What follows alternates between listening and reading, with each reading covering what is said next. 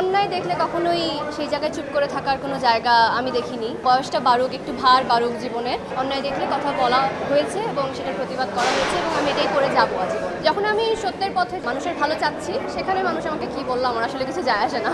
সিনেমায় একটু সময় নিচ্ছি, ভালো কাজ দিতে চাই। আমার মনে হয় আমি যদি শিল্পী না হতাম তাহলে হয়তো অ্যাক্টিভিজম আমার প্রথম পেশা হতো। যেহেতু শিল্পী, আমার অনেকগুলো সাইড আছে, আমি এখনো পড়াশোনা করছি, আমার এখন অনেক কিছু করার বাকি।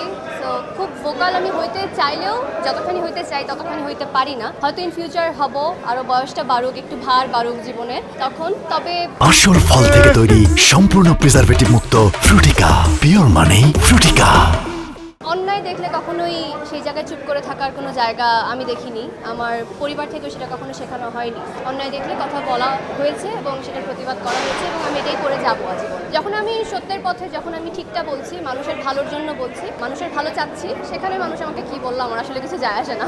সিনেমায় একটু সময় নিচ্ছি, কারণ ভালো কাজ দিতে চাই। হুট করে একটা আজে বাজে কাজ দিয়ে তো সামনে আসতে চাই না আসলে। হতে পারে উনি তো দারুণ মানুষ, যেরকম অভিনেতা সেরকমই ওনার ভয়েসের আমি অনেক বড় ফ্যান, সেরকমই উনি এত ভালো একজন মানুষ। সব মিলিয়ে ভীষণ ভালো লাগে এবং I will be looking forward to work with him.